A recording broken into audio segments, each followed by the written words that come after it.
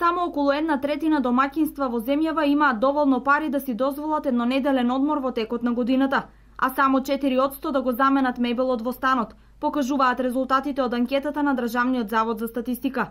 Граѓаните со јасен став дека поголемиот дел од семејниот буџет се троши на комунали и основните прехранбени производи, а ретко доаѓа ред за обновување на гардеробата. Ја мислам дека повеќе пари даваме за комунали отколку за храна.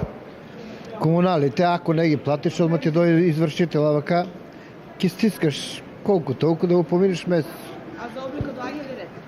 Тешка работа, поготово за нас возрастните, тешка работа. За дечињата некако, али и тоа не иде више. Повеќе даваме пари за ово комунали. Да. А за облика доаѓа ли ред? Не, ретко. Ретко тоа у 2-3 години земе нешто.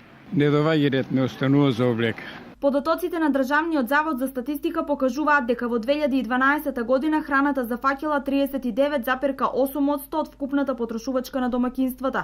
Во 2013 се искачила на 43,2%, а во 2014 година веќе се намалила во споредба со минатите години. И домаќинствата за храна одвојувале 37,2% од потрошувачката.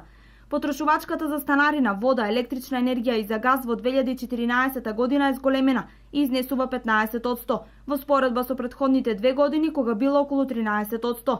Инаку, Македонија со просечна месечна нето плата од 354 евра е на самото дно во Европа, кога станува